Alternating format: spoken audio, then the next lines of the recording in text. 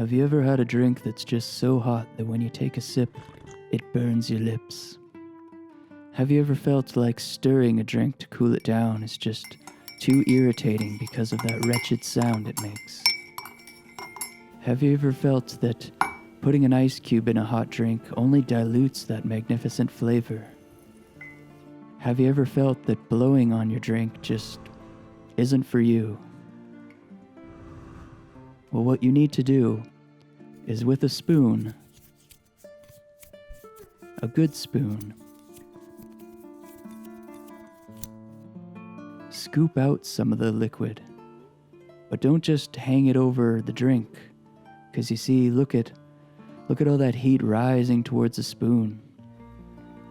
Instead, scoop out some of the drink and pull it away, and now that small bit of drink is cooling down rapidly. And then you just put it back in the drink, and now there's some more cooled down drink in with that drink, and you keep doing it repeatedly.